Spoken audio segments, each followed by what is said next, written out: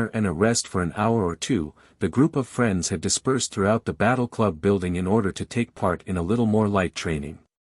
With Misty, Robin, and Richie all occupied elsewhere, Ash had taken the chance to head over to the computer room in order to do a bit of research. That was where Don George found him. "So, Ash, you looking for anything in particular?" "Just something to try and teach my Pokemon for tomorrow. I'm up against a tough opponent." He punched a few buttons on the keyboard and a video screen appeared on the monitor. "I was thinking of trying to get Butterfree to learn this move."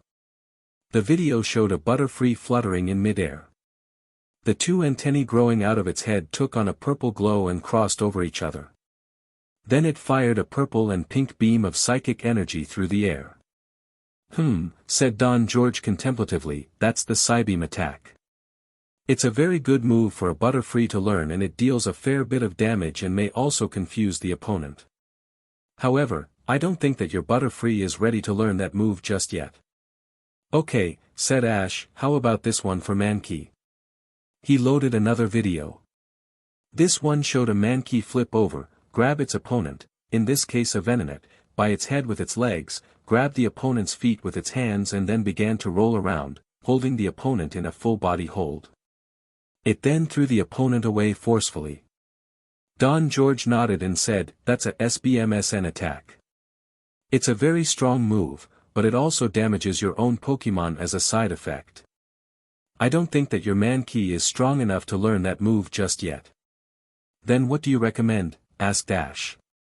Don George thought for a moment before leaning over and loading another video onto the computer. "Who about this one for Pidgeotto?" The video showed a Pidgeotto. It beat its wings to get airborne, and then became surrounded by a pale green-colored energy.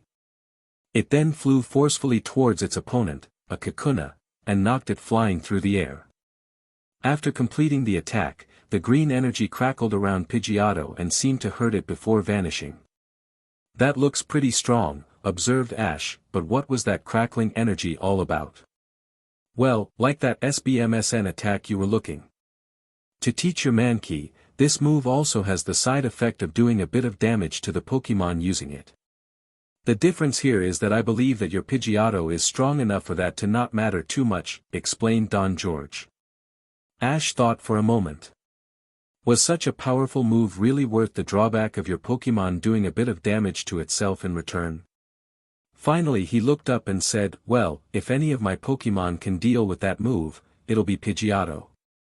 She's too tough to let a little bit of recoil damage worry her. Excellent, said Don George, let's head down to one of the battle rooms. It'll be the perfect place to teach your Pidgeotto this move.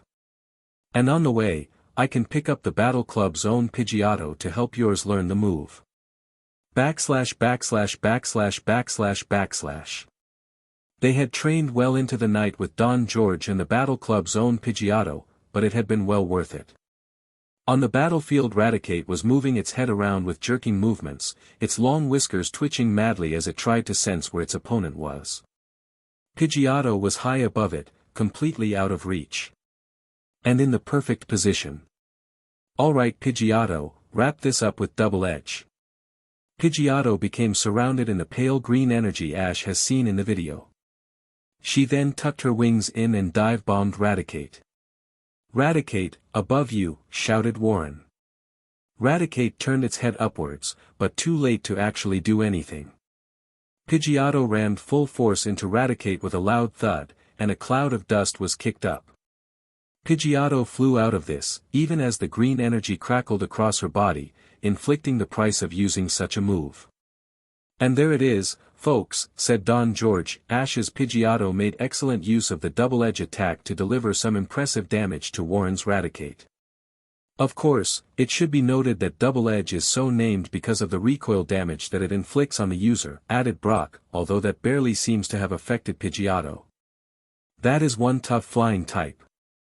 The dust cloud cleared to reveal Raticate lying sprawled on its front, a nasty pink lump throbbing on its head where Pidgeotto had landed her final hit. The referee raised his flags and announced, Raticate is unable to battle. Pidgeotto gets the win, meaning that the trainer going through to the semi-final round is Ash. The crowd cheered as Pidgeotto flew down to Ash. You were great Pidgeotto. Ash called to his Pokemon, and he held out his arm for Pidgeotto to land on as he walked off of the battlefield. And there you have it, folks, said Brock, the first battle of the second round is now over, with Ash claiming the victory. That was amazing Ash, exclaimed Robin as he rejoined the group. Thanks, replied Ash, I was a little worried about using that move, but it really paid off, didn't it Pidgeotto? Prigu, replied the flying-type Pokemon in agreement. It seemed kinda risky though, said Misty. Only if your Pokemon can't take it, replied Ash. Don George's voice sounded across the stadium, will the next two trainers please take their places on the battlefield? I'm up, said Misty, nervously. Good luck, the group called to her as she walked out onto the battlefield. AJ took up his position opposite her. This was a trainer who the day before had used a Sandshrew to devastating effect.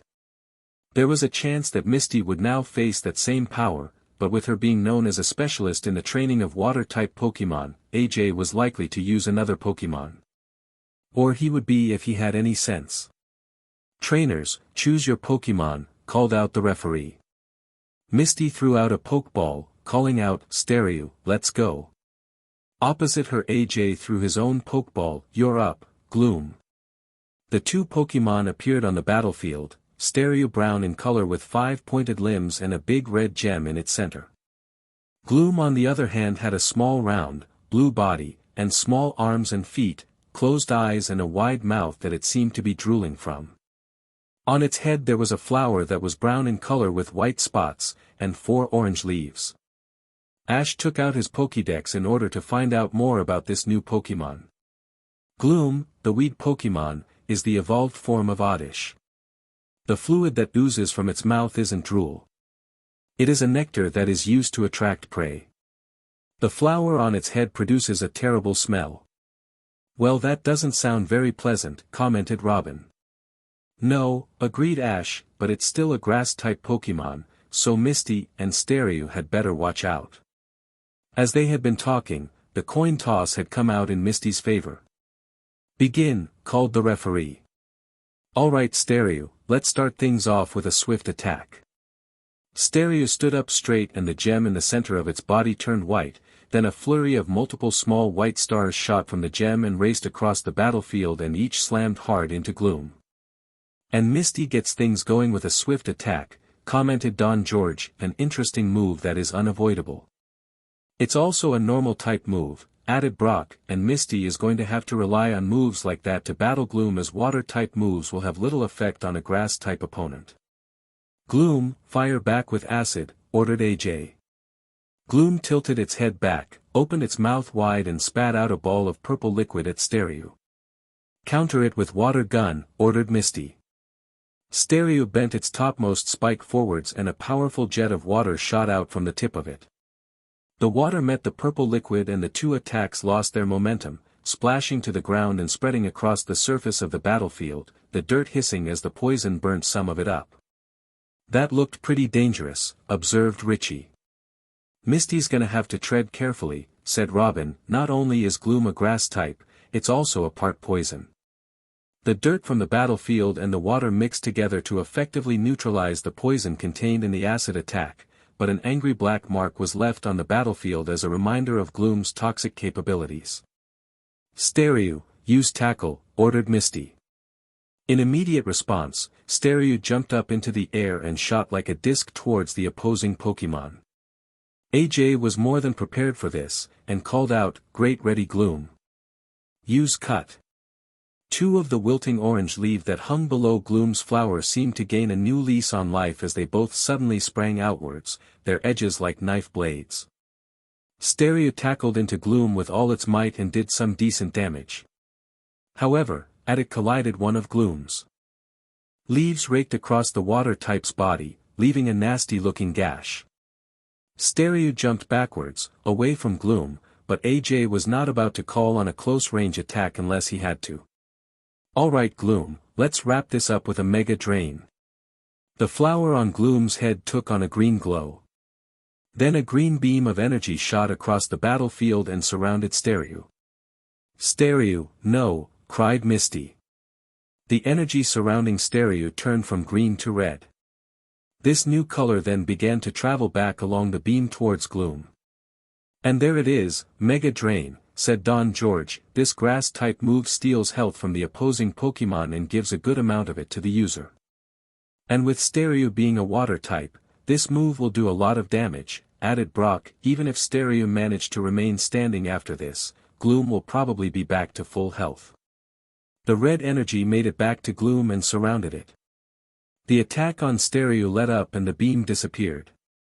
A white glow surrounded Gloom for a moment before fading, leaving Gloom looking as healthy and strong as it had been when the battle had begun. For Stereo it was a different story. Its 5 limbs were sagging in weakness, and its red gem core was flashing, a sure sign that its end was not far off. Poor Stereo, said Robin. Gloom had too much of an advantage over it, said Richie, shaking his head. Ash said nothing. What was there to say? There was nothing that Misty could do besides try and get in one last hit before the inevitable happened. And it looks like this could be it for Stereo, said Don George.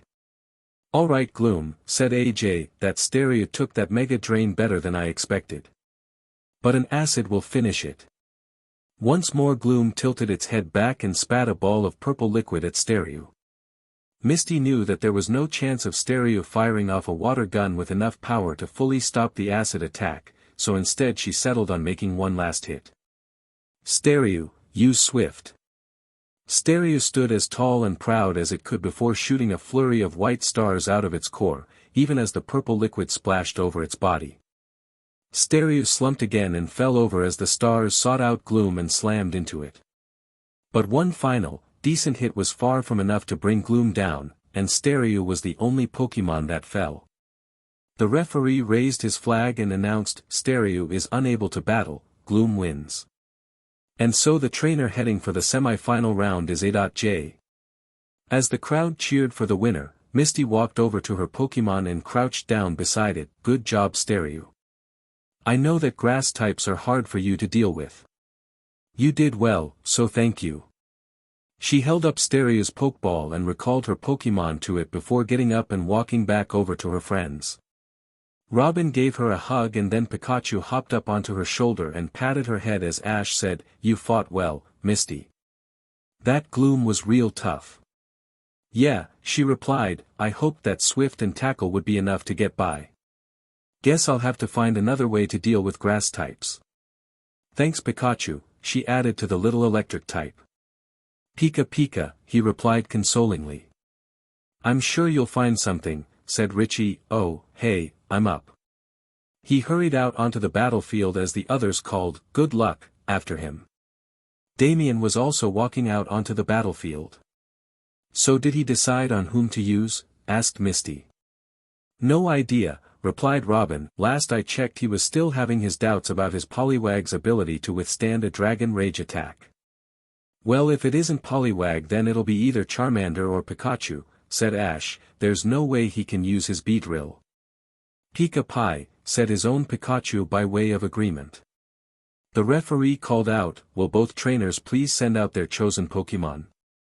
Damien threw out a Pokeball. "Charmander, let's go." Richie threw out a Pokeball of his own. "Charmander, I'm counting on you." The two fire types appeared on the battlefield. "So he's going with Charmander," said Ash. "Well, it is the Pokemon that he started with," commented Robin, "so it's probably the strongest out of all of his Pokemon." "I'd have thought that his Pikachu would be the best choice," said Misty, "as its Thunder Wave attack would be able to paralyze Damien's Pokemon easily." "Maybe he has a new strategy for his Charmander though," said Ash, "something that he worked on especially for this battle." Don George's voice rang out over the stadium speaker system, and both trainers have decided to go with a Charmander. With both Pokemon being of the same type, family and evolutionary stage, this is likely to be a battle of endurance. The coin toss appeared on the big screen and landed in Richie's favor. "Both trainers ready?" asked the referee. After receiving 2 nods he shouted out, "Begin." Richie wasted no time before calling out, "All right, Charmander, let's see an Ember attack." Richie's Charmander grabbed its tail and waved it about, creating a cloud of fiery embers which quickly sped across the battlefield towards its opponent, where the cloud enveloped it and seared against its body. Damien's Charmander seemed to hardly be affected. "What a pathetic Ember attack," commented Damien with a sneer. "All right, Charmander, let's show them what a real Ember should look like." Damien's Charmander performed exactly the same movements as Richie's Charmander, but it managed to produce a cloud of fiery embers twice the size as that made by Richie's. The cloud moved faster across the battlefield as well. It was now the turn of Richie's Charmander to be enveloped in a shower of embers, and unlike Damien's Charmander, it felt them. "And that was a powerful exchange of fire, but it's clear that Damien's Charmander has the upper hand here," commented Brock. Damien laughed out loud and said, "Your Charmander ain't even built up a decent tolerance against fire-type attacks. What a weakling. I bet yours ain't even close to learnin' Flamethrower yet." Richie grit his teeth in annoyance for a moment, and then called out, "Charmander, use Scratch." His Charmander suddenly charged across the battlefield, its hand raised ready to scratch with its claws. Damien laughed again. "That pathetic thing still knows Scratch. Charmander, give them a taste of Slash." The claws on Damien's Charmander's right hand elongated, and as the other Charmander got in close, it swiped at it, landing a nasty blow on the opponent's side. Richie's Charmander was so hurt by the blow that its own attack failed to connect completely. And Richie's Charmander is being completely outclassed here, said Don George. "So far Damien's Charmander has been able to best every one of its moves." "Damien's too strong," muttered Robin. "Richie needs something new if he's going to have a chance." Ash shouted out across the battlefield, "Richie, you need a new tactic if you're going to win." "I know that." Richie shouted back. Then to himself he muttered, "But I can't think of anything." Damien was laughing really hard now. "You really thought that pathetic little thing could beat my Charmander?" Not a chance. Charmander, use another slash to end this. Damien's Charmander raised its right arm again and the claws on the end of its hand elongated. Charmander, move, shouted Richie. However, his Charmander remained completely still. Instead of moving, it raised its tail high and the flame burning out of the tip roared as it grew bigger. An angry red glow then enveloped its entire body. What's that? Asked Ash.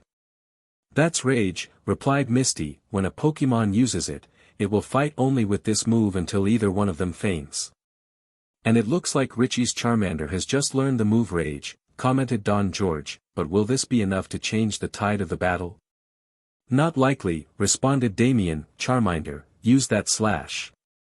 His Charmander nodded and sprang towards the other, but Richie's Charmander was ready. It opened its mouth and bit down onto its opponent's arm, blocking the attack. What? Exclaimed Damien in disbelief. Alright, shouted Richie, you show them Charmander. That looks like it did some damage, said Misty.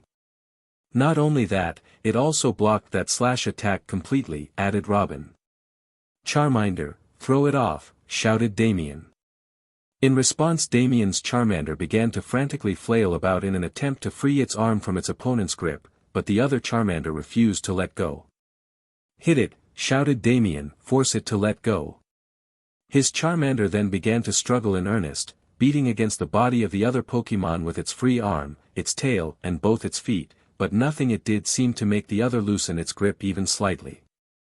What did happen though was the tail flame of Richie's Charmander seemed to grow ever bigger and hotter with every strike its opponent landed upon it. Why's its flame growing? Asked Ash. Every time a Pokémon using Rage is hit, the attack becomes more powerful, replied Misty. Richie's Charmander is getting a real power boost. But at what cost? Asked Robin. It can't keep this up for much longer. She was right. Charmander's Rage attack was becoming quickly more and more powerful as its opponent landed more and more hits on it, but at the same time these hits were gradually wearing down Charmander's health. Charmander seemed to sense this, for it suddenly dug its feet into the ground. Then it swung itself around powerfully and opened its mouth to fling Damien's Charmander across the battlefield, where it crashed to the ground with a thud. Nice work, Charmander, said Richie. Now use Ember, huh? His Charmander did not use Ember when called upon. Instead it remained locked in its state of rage. Uh-oh, said Brock, looks like Richie's just discovered the major setback to the rage attack. Once a Pokémon begins using it, there's no stopping it until the fight ends, one way or the other. Richie scowled and called, alright then. If you can't use a different attack, then we'll just have to go for another rage. Charmander cried out and charged towards its opponent. Charmander, use Dig, shouted Damien. His Charmander sprang into the air before diving towards the ground. It rapidly dug a hole and vanished from view. Richie's Charmander skidded to a halt right in front of the hole. Watch out, shouted Richie, but it was too late. The ground beneath his Charmander broke open and the other burst out of the ground, spraying dirt everywhere and landing a strong blow to Charmander in the process. Richie's Charmander staggered from the powerful blow, but in its enraged state it lashed out with its tail, smacking its opponent hard about the face. Damien's Charmander was once again thrown through the air to land with another hard thud. As it got back to its feet, Don George commented, and it looks like this rage attack has certainly helped to even out the odds between these two fire types. But neither Pokémon looks like it can keep going much longer, added Brock. It may come down to the next move. With his Charmander locked into one particular move, Richie had no choice but to call for his Charmander to use its rage attack once again. Damien on the other hand had no such limitations, and had the perfect move to stop his raging opponent in its tracks. Alright, Charmander. They've had their fun. Now let's see a dragon rage. As Richie's Charmander charged towards Damien's, the other Pokémon opened its mouth wide, allowing a white ball of fire to appear there. There was no way for Richie to stop his raging Charmander, and it charged headlong into its opponent's attack. In the end, there was only going to be one conclusion. The smoke from the attack cleared and the referee called out, "Charmander is unable to battle. Charmander wins." The next trainer going through to the semi-final round is Damien. The crowd cheered loudly for the winner as a dejected Richie recalled his Charmander to its Pokeball and returned to the others. "You gave it your best shot, Richie," said Ash, "and you can't expect anything more than that." "Yeah," agreed Richie, "thanks Ash." A momentary break was allowed as two of the stadium's employees headed out onto the battlefield and filled in the hole made by Damien's Charmander in preparation for the next battle. Finally Don George's voice called out, "If our final two battlers for this morning could please make their way out onto the battlefield." "Here we go," said Robin, stepping forwards. The others wished her luck as she walked out onto the battlefield. "Trainers, choose your Pokémon," announced the referee once both trainers were in place. Robin threw out a Pokeball and called out, "Bulbasaur, battle time." The Pokeball snapped open, allowing her starter Pokémon to appear on the battlefield. Their opponent, Giles, threw out a ball too, though this one was a great ball. "Machop, let's go." Machop turned out to be a strangely human-like creature, with gray skin all over and 3 brown ridges on the top of its head. It had large red eyes, 2 muscular arms, 2 toeless feet and a short, stubby tail. Richie took out his Pokédex. Machop, the superpower. Pokémon. Its body is almost all muscle, and it trains in all kinds of martial arts in order to keep getting stronger. It can easily throw 100 adult humans, and it likes to use the seismic toss attack. Seismic toss? Asked Ash. "It's a move where the user throws the opponent with all the strength it can muster," explained Richie. "It's a fighting-type Pokémon," observed Misty. "Robin had better be careful here." The coin toss landed in Giles's favor and the referee began the battle. "Alright Machop, let's show them your Mega Kick." Machop jumped into the air and extended one of its feet, intending to kick Bulbasaur as it landed. Robin was more than prepared for this and called out, "Bulbasaur, use Leech Seed."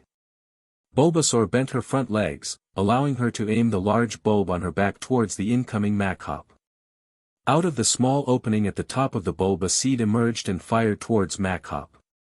The seed attached itself to Machop's chest and burst open, unleashing a collection of small vine-like structures that quickly wrapped themselves around Machop.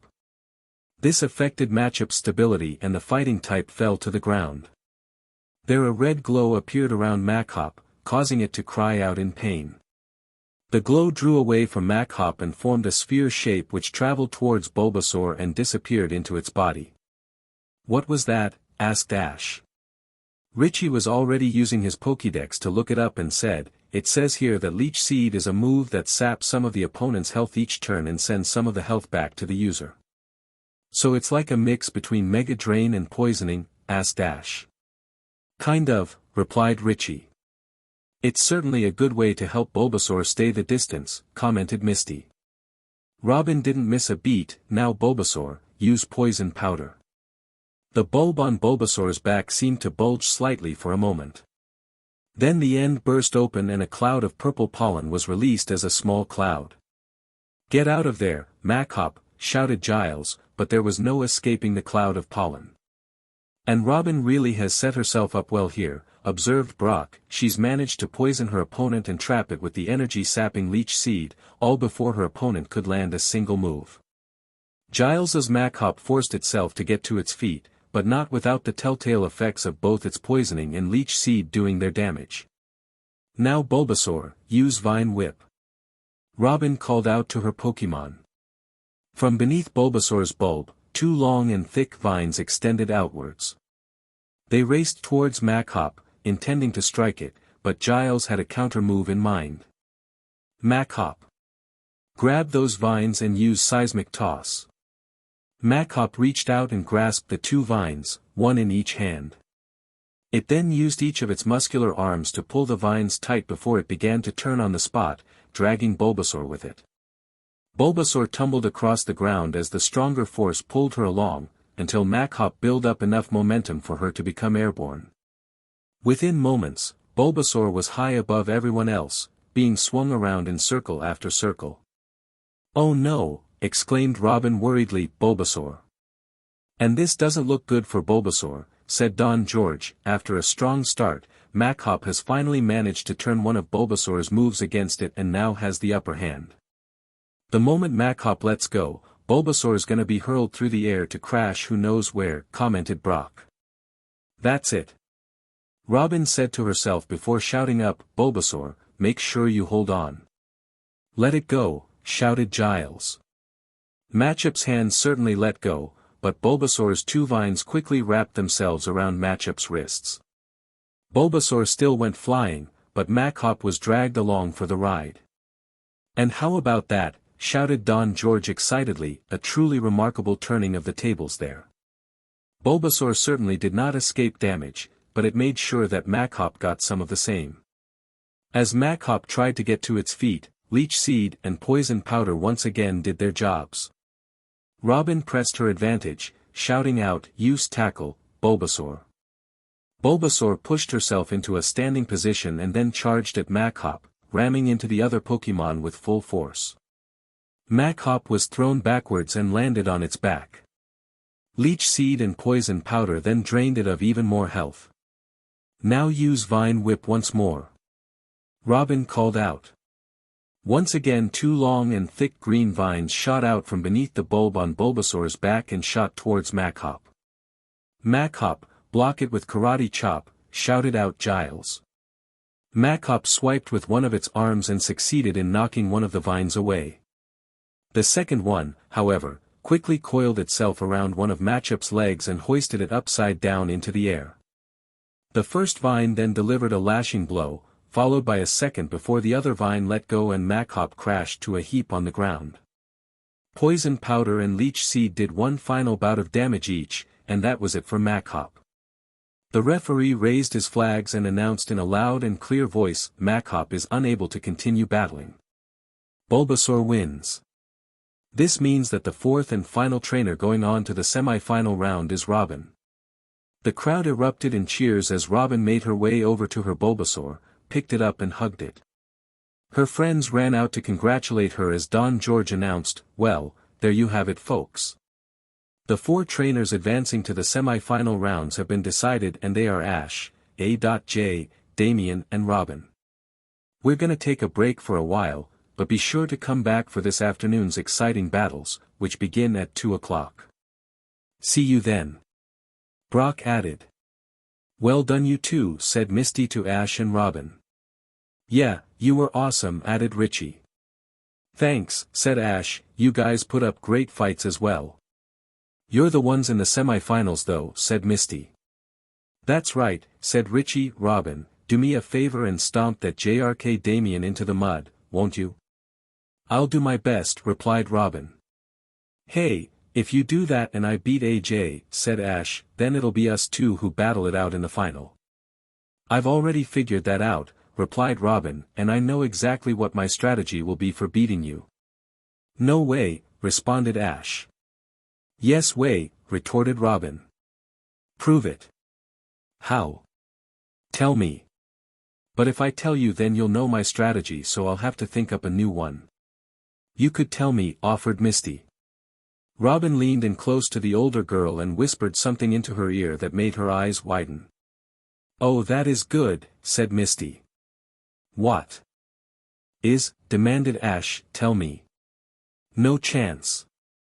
Guys, how about some lunch, suggested Richie.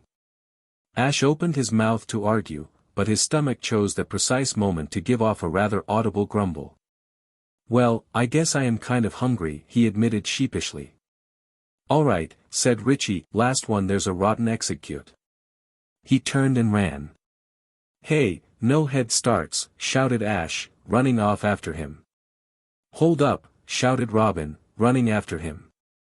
Hey, wait for me, shouted Misty, hurrying off in their wake.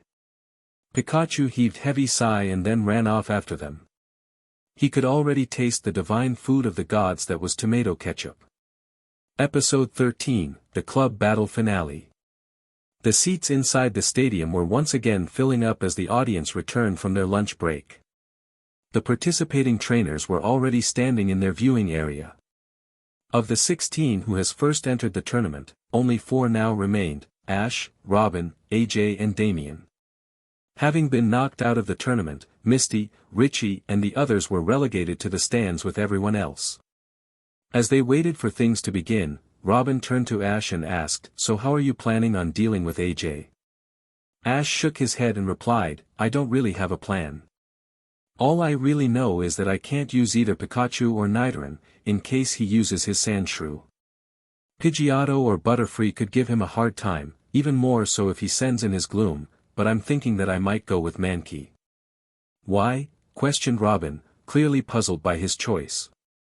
"Well, I haven't used it in the tournament yet, and the whole reason I came to the Battle Club in the first place was to help Mankey get stronger so that it could beat Brock's Pokémon." "That makes sense, I suppose," said Robin, "but what about the tournament itself? Butterfree could get you a win out there with relative ease compared to Mankey." "It could," agreed Ash, "but getting Mankey stronger is more important right now." "I guess so," said Robin, though she didn't sound so sure.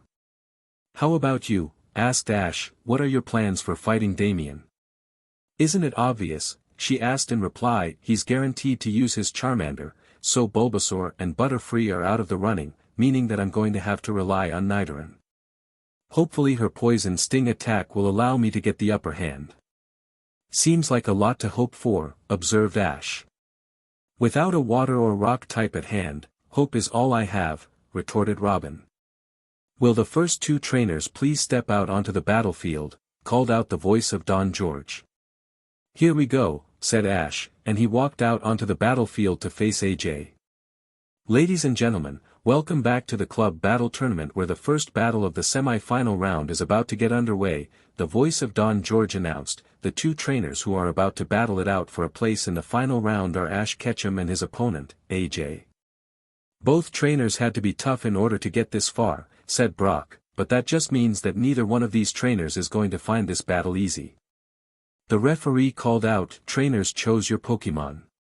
Ash took out a Pokeball and threw it with a shout of, "Mankey, I choose you."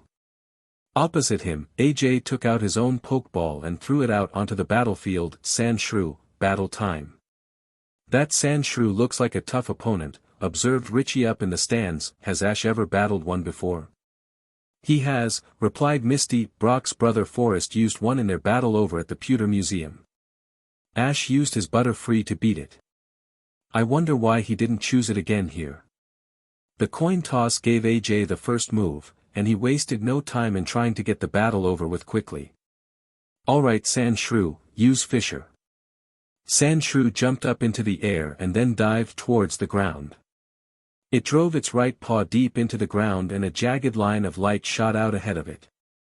From this line the battlefield literally tore apart, creating a massive fissure in the ground. "Jump to dodge it Mankey," shouted Ash. As the ground at its feet began to shake, Mankey sprang straight upwards, and not a moment too soon, for the area on which he had been standing crumbled and tore apart. "And the athletic Mankey managed to dodge that fissure attack with ease," commented Don George. "This isn't going to be as easy a win for AJ and his Sandshrew as they had over Lewis and his Paras in the first round." "So you want to drag this out, huh?" asked AJ. "Alright then, Sandshrew, use Scratch." Sandshrew jumped over the opening it had made in the battlefield and began to run towards Mankey, its front right paw raised, ready to strike. "Wait for it to get in close," shouted Ash. Mankey braced itself, its eyes fixed on the incoming opponent, watching its every move and waiting for Ash's command. Sandshrew was just about to land a blow when Ash called out to Mankey, "Dodge it and use low kick." Mankey ducked its head to avoid Sandshrew's attack before swinging its leg out and landing a powerful kick to the knee of Sandshrew's right leg. The ground-type Pokémon stumbled and then crashed to the ground.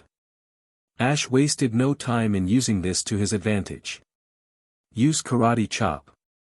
Mankey began to charge at its fallen opponent, arm raised to land the blow. Sandshrew had just managed to lift its head when Mankey struck, landing a critical hit to the back of Sandshrew's head. The mouse Pokémon lay there in a daze and Mankey wheeled around to face it again. "Would you look at that?" asked Brock. AJ and his Sandshrew started off with a show of pure power, but it was Ash and Mankey who got in the first 2 hits of the battle. That karate chop from Mankey certainly caught Sandshrew by surprise, added Don George. It appeared to have been left in a stupor from the blow. Ash decided to press his advantage while he still had it. Alright Mankey, keep using karate chop back to back. Mankey charged in towards Sandshrew once more and was just readying another blow when Sandshrew, use dig to dodge, shouted AJ. The eyes of the ground-type Pokemon snapped open and it began working its arms furiously against the surface of the battlefield. Mankey swung its arm, but Sandshrew was already below ground. Well, that's not good, observed Richie as he and Misty looked on in dismay at this new development. Mankey, keep an eye out for where Sandshrew might be, shouted Ash. If you see it about to come up again, jump out of the way.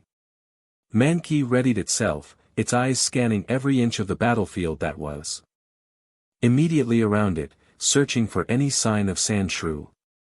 Suddenly the ground at its feet loosened slightly, and Mankey felt it rather than saw it. It jumped back and just in time, for Sandshrew burst out of the ground right where Mankey had been standing. Now hit it with karate chop, shouted Ash. Mankey charged in once again, arm raised to land a hit. Use sand attack, ordered AJ. Sandshrew turned its back on Mankey and kicked backwards with both of its hind legs, sending up a cloud of sand right into Mankey's face.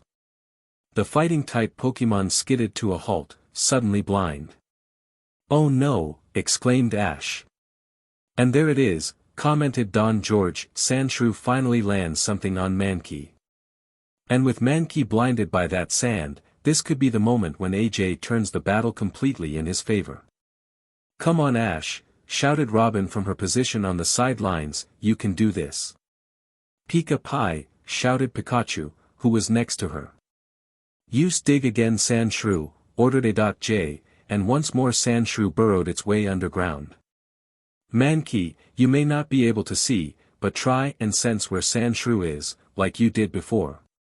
Mankey braced itself, trying to sense where Sandshrew would come up. Too late, he felt the earth at his feet loosen. Sandshrew burst out of the ground, and Mankey was sent flying. He crashed to the ground and lay there in a sprawl on his back. Come on Mankey, shouted Ash, get up. Mankey managed to roll onto his front, but then use Fissure. Sandshrew drove its paw hard into the ground. The battlefield cracked and then suddenly burst open. The rupture grew outwards, and Mankey was swallowed by the chasm. After a few moments of silence, the referee approached the fissure to look in. One of the cameramen followed him. On the large screen an image showed the inside of the fissure. Mankey was lying on a rocky ledge at least 15 feet below, obviously out for the count. The referee raised his flags and announced, Mankey is unable to battle, Sandshrew wins. AJ advances to the next round. Ash sighed, disappointed at being defeated. He approached the edge of the chasm and looked down at his fallen Pokemon. He held up its Pokeball and commented, you fought well, Mankey. Now return. A red beam of energy shot from the white button on the front of the Pokeball and it quickly enveloped Mankey, shrinking him down and drawing him back inside. Ash turned around and came face to face with AJ, who commented, thanks for a great battle Ash. You're the first trainer in a long while who has made my Sandshrew work for the win. Thanks, said Ash, it was a pleasure to battle you. And he and AJ shook hands. Will you look at that? Asked Don George. There are two trainers who really do have a sense of honor and decency. Ash returned to the sidelines where Robin greeted him with a hug. You did well Ash. I know, he replied, it hurts to lose, but I couldn't be prouder of Mankey. There was a brief break in proceedings as several workers employed by the stadium went out to repair the damage done to the battlefield by all of the fissure and dig attacks that had taken place. And it wasn't just people who were doing this work. Ash hadn't really paid any attention before, but this time he noticed that 3 Pokemon had been sent out to help with the work. One he recognized as an Onix. The other 2 he did not know, though he guessed that one was the evolved form of a Machop, and the other was a large boulder with 4 arms. Ash took out his Pokédex to learn more. Mach-Hoke, the superpower Pokemon. It is the evolved form of Mach-Hop. With enough strength to lift a giant truck with just one hand, Mach-Hoke are often used by construction workers to lift really heavy objects, such as steel girders. Graveler, the rock Pokemon. It is the evolved form of Geodude. They are often seen rolling down steep mountain trails, and prefer to roll over objects in their path rather than avoid them. Graveler are often used by workmen for demolition purposes, as well as rolling out areas of ground until they were flat. Guess you don't just have to use Pokemon for battles, observed Robin as Ash pocketed his Pokédex. The workforce finished up and left the battlefield, prompting Don George to call out over the speaker system, "Will the next 2 trainers please step out onto the battlefield?" "That's me," said Robin, stepping forwards. "Good luck," Ash called after her. As predicted, Damien sent out his Charmander, leaving Robin with no option other than to go for her Nidoran. The coin toss landed in Damien's favor and the battle began. "Alright Charmander, use Dragon Rage."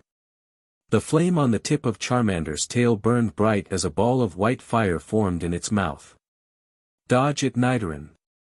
Robin called out to her Pokemon. Nidoran bounded to the side as Charmander unleashed its attack. The Poison Pin Pokemon successfully evaded the attack and turned to face Charmander once again. "Alright Nidoran, use Poison Sting." Nidoran turned her back to her opponent and then reared up onto her hind legs. On her back there were 2 sharp-looking spikes, both of which took on a nasty purple glow. From the 2 spikes a shower of small purple needles were suddenly released. The needles struck Charmander right in the stomach. "And it's a direct hit for Robin and her Nidoran," yelled Don George excitedly. "Not only that," added Brock, "but I think, yes, it looks like Charmander has been left poisoned by the attack as well." He was right. Charmander emitted a cry of pain as a crackle of purple energy shot across its body. The fire-type Pokemon slumped slightly, breathing heavily. "Way to go Nidoran. Now use Tackle," shouted Robin. Nidoran bounded forwards, intending to ram into Charmander. Damien was ready for this and called out, "Charmander, use Ember." Charmander grabbed its tail and waved it about, creating a cloud of fiery embers which quickly sped across the battlefield towards its opponent. Unable to stop, Nidoran ended up running right into the cloud and was enveloped by it, the burning embers searing against her body. A crackle of purple energy cracked across Charmander's body once again as the poison effect took its toll. "Shake it off Nidoran," shouted Robin as Damien called out for a dig attack. Nidoran shook her body, and the flapping of her large ears put out most of the remaining embers. Charmander had disappeared from the battlefield however, leaving nothing but a gaping hole in the spot where it had been standing. Suddenly the ground beneath Nidoran broke apart and Charmander burst out of the opening, landing a powerful blow that sent Nidoran tumbling across the battlefield. Charmander felt the effects of its poisoning once more, but Damien ignored it in favor of calling out, "Let's see a Dragon Rage." Once again Charmander opened its mouth and a ball of white flame began to grow there. "And this could be the end for Nidoran," said Don George. Nidoran tried to struggle to her feet, but it was to no avail. "Come on Nidoran," shouted Robin, "do something. Anything." And miraculously, Nidoran did do something. A bright white glow began to emanate from her body. The glow grew in intensity, causing Damien's Charmander to stop preparing its attack in order to shield its eyes. The watching audience could just make out Nidoran, and saw her body grow and change shape. "Is that?" asked Richie up in the stands. "It's evolving," exclaimed Misty. The horn on her head vanished, as did her whiskers, but the spikes on her back grew longer, and she developed 2 more, as well as a long and muscular-looking tail. The glow faded and the watching audience got their first look at this newly evolved Pokemon. "Well, how about that folk," said Don George, "Robin's Nidoran has evolved into a Nidorina right before our very eyes." Robin took out her Pokédex in order to find out more about her new Pokemon. Nidorina, the Poison Pin Pokemon. It is the evolved form of the female Nidoran. It is generally docile, with a calm and caring nature. However, when in battle it prefers to use physical attacks such as clawing and biting. When threatened, it raises the barbs on its body, which are poisonous. "That's great that you evolved Nidorina," exclaimed Robin as she stowed away her Pokédex. "Now let's give them what for." Nidorina reared up onto her hind legs and cried out. Damien wasn't fazed in the least, "So it's evolved, big whoop. My Charmander will still beat it. Charmander, use Dragon Rage." Once again Charmander opened its mouth and spat out a large ball of white fire. "Dodge it and use Takedown," shouted Robin.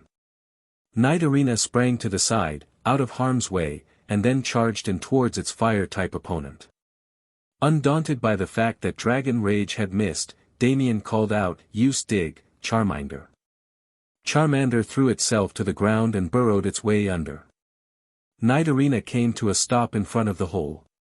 "Use your ears to listen for Charmander," ordered Robin, "then jump out of the way."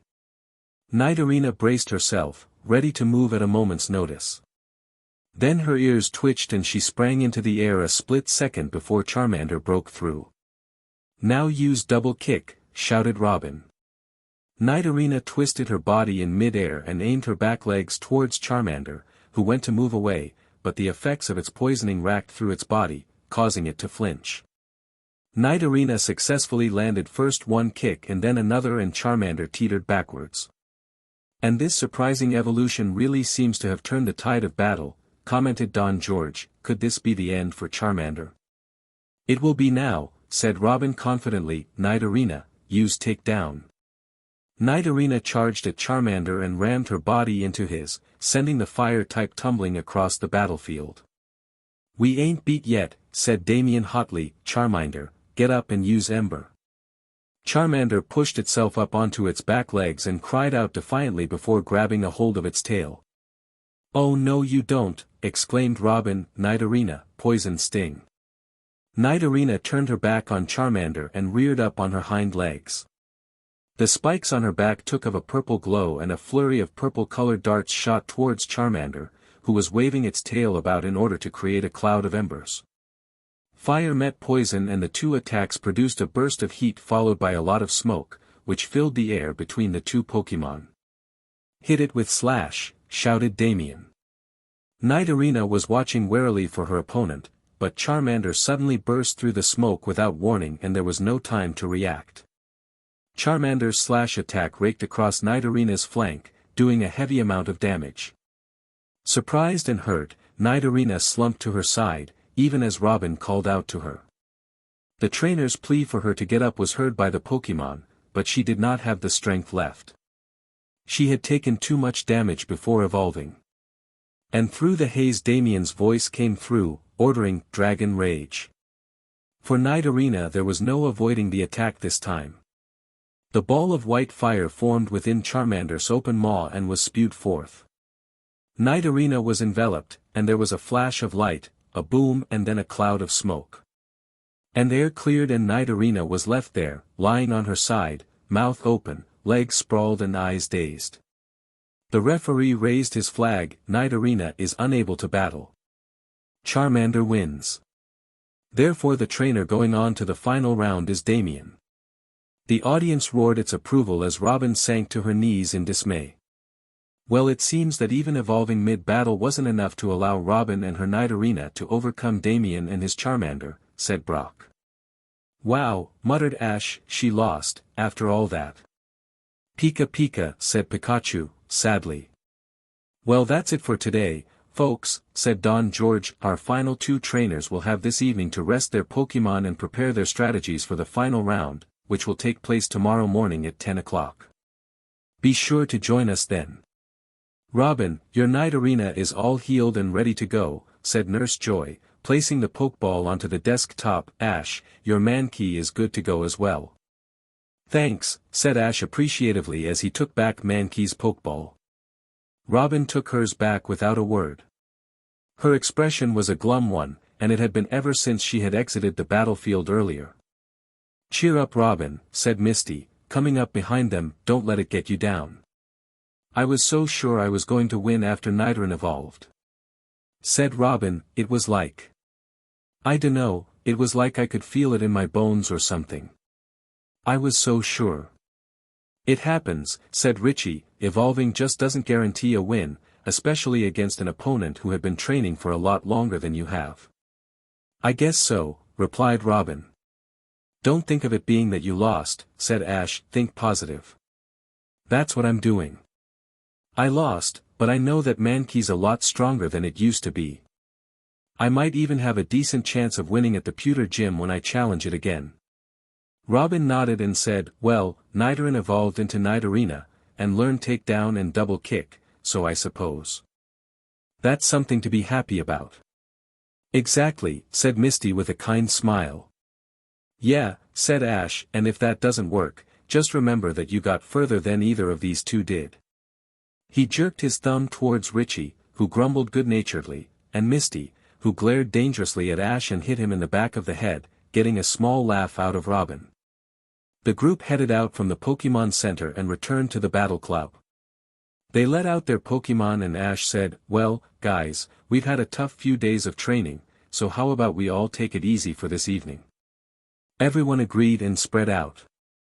Treadmills were set to walking speed rather than running, those who went into the pool stayed close to the side and floated, and those who flew took a lazy glide about, rather than use the agility course. No one went near the weights or the target practice machines. Ash was just setting Pikachu up on a treadmill when Robin came over and whispered, hey Ash, look. He turned around to see his Nidoran and Robin's Nidorina standing nearby. Nidoran clearly didn't know what to make of this change in the other Pokemon. Looks like someone's a little confused, said Robin. I guess it's not often that your friend turns up twice the height and 3 times the weight she was before, said Ash. He'll probably evolve soon as well, said Robin, he'll want to catch her up. It'd be great if he did, replied Ash, then nothing will stop me from getting my pewter gym badge. Robin shook her head and said, come on, let's head over to the canteen. I could use some food. They gathered the other two and then headed over to the canteen, where several other trainers were also congregated. Oh, man, I'm starving, said Ash, I wonder what they got to eat. Whatever it is, I'm sure you'll eat it, commented Misty. Hey Ash, called out a voice, I've been looking for you everywhere. The group turned and saw the Pewter City gym leader coming towards them. Hey, Brock, said Ash with a grin. That was a great battle you had out there today, said Brock, really impressive. Thanks, said Ash, AJ was a really strong opponent, so I don't feel too bad about losing. That's the spirit, replied Brock, I think you're just about ready to come to the gym for a rematch. What do you say to coming over tomorrow afternoon once the final round of the tournament takes place? Sounds great, said Ash, I'm sure to win this time. A derisive snort came from someone nearby. The group turned again and saw that it was Damien. What? Demanded Ash. Nothing, said Damien, just that, based on the performance you put on today, no self-respecting gym leader would ever give you a badge. Oh yeah, demanded Ash, taking a step forward with his teeth clenched and his hands balled up into fists at his side. Misty placed a restraining hand on his shoulder, cool it, Ash. Brock stepped forwards, don't go around poking fun at other trainers Damien, just because it took you 5 attempts to beat me when you started out. Ash perked up at that and asked, did he really take 5 attempts to beat you? He did, said Brock, before turning to address the arrogant teen once again, I'm interested, Damien, to know how many badges you have won since our battle. Is it still only 3? That none of your business, retorted Damien, before storming out. He has 3 gym badges, asked Robin. Yes, and it's taken him years to get that many, replied Brock, most people can get 8 in 1 year to 18 months. Why has he taken so long then, asked Ash, he seems pretty strong. Even if a trainer defeats a gym leader in battle, that gym leader can still choose to not award a badge. 3 times he battled me and lost the fight. Won his 4th attempt he won the battle, but his behavior to his Pokemon was disgusting so I refused. He didn't come back for 2 months. When he did turn up to challenge me again, I thought he had changed, so awarded him a badge after he beat me again. It quickly turned out to have been an act. If he's so awful to his Pokemon, then why is he still allowed them? Asked Richie. There's a difference between being pushy and hurtful towards your Pokemon and being cruel and negligent, replied Brock. Damien is the former. He pushes his Pokemon really hard and isn't nice to them, but that's not enough. They are kept clean and fed, and he doesn't kick them around, so there is no cause to take his Pokemon from him. There are those out there who know to keep an eye on him though, the gym leaders and the staff of the battle clubs and Pokemon centers in particular. Well, I hope he loses tomorrow, said Misty, it might teach him some humility. Maybe, said Brock, but somehow, I doubt it. Trainers like that need more than a simple loss to get them to come around. Ash sighed. He wished he could be the one to teach Damien a lesson.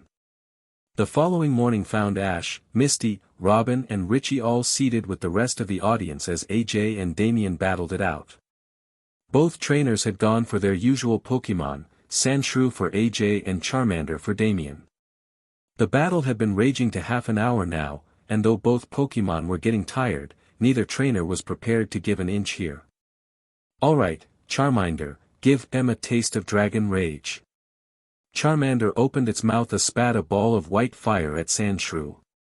Sandshrew used Dig to dodge it. Sandshrew threw itself to the ground and vanished from sight. The Dragon Rage attack hit the hole in the ground and there was an explosion. Then the ground beneath Charmander's feet broke apart and Sandshrew burst from the ground, landing a super effective blow to the fire type. Charmander, use Ember. Use Sand attack, Sandshrew. Charmander grabbed its tail and waved it about as Sandshrew spun around and kicked backwards. A cloud of fiery embers and a cloud of sand filled the air. The embers heated the sand and the air on the battlefield became chocked with it, harming both Pokemon at the same time. Sandshrew, fight through it and use Slash, ordered AJ. The ground-type Pokemon shook off the attack and bounded towards Charmander, its right paw raised and its claws elongated. Charmander, you use your Slash attack too, ordered Damien. Charmander charged through the burning air towards the incoming Sandshrew. The two Pokemon met and swung paws as they passed each other. Both stumbled and fell to the ground. Get up, Charmander. Sandshrew, on your feet, come on. Charmander struggled to push itself up on its arms, and then managed to stand up, its back to its opponent. Behind it, Sandshrew managed to do the same. Silence hung in the stadium, during which the heat in the air dissipated. Then Charmander fell. Charmander is unable to battle, announced the referee as he raised his flags. Sandshrew wins. Therefore the winner of this battle and of the club battle tournament is AJ. The crowd went wild, filling the air with thunderous applause. Ash, Misty, Robin and Richie were no exception to this. Ash and Misty both may have lost to AJ in the tournament, but both were eager to celebrate the defeat of Damien. And that's it, folks, cried the voice of Don George, the tournament is over, and our winner is AJ, who I think we can all agree put on an impressive performance throughout. In a show of bad sportsmanship, Damien recalled his Charmander and then stormed out of the stadium without congratulating his opponent. What a JRK, Ash commented as Don George asked, could all of the trainers who participated please come down onto the battlefield for the presentation of the prize to the winner. Ash, Misty, Robin and Richie all made their way down to battlefield, there to be joined by the others who had competed, Travis, Giles, Warren, Calvin, Marty, Lewis, Rita, Clark, Becky and Molly. That they were one shot was not commented on. AJ was awarded his prize of a basket of essential items for trainers, which contained 5 Great Ball, 6 Revives, 10 Full Heals and 10 Super Potions. Let's hear it one more time for our winner, AJ, said Don George. The audience cheered.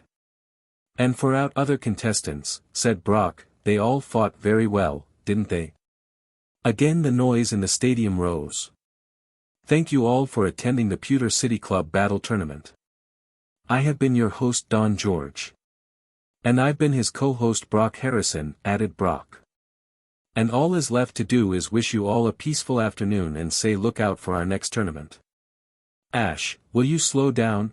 shouted Misty as she and the other two ran after Ash and Pikachu through the streets of Pewter City. The gym isn't going anywhere, you know. Ash slowed to a stop and grinned sheepishly. Sorry. I'm just so psyched. I'm gonna get my first gym badge, I just know it. Alright, said Misty, just go slower. Brock knows to expect you. Suddenly the whole city seemed to shake as the sound of a massive boom filled the air. What was that? Asked Robin, her head down and her hands over her ears. Look over there, shouted Richie, pointing upwards. They looked and saw a column of smoke rising into the sky. Isn't the Science Museum in that direction? Asked Misty. It is, said Ash, and look there. They turned to where he was pointing, and there was a hot air balloon in the shape of a Meowth's head drifting away from the museum. It was a sight that both Ash and Misty recognized. Team Rocket had made their move.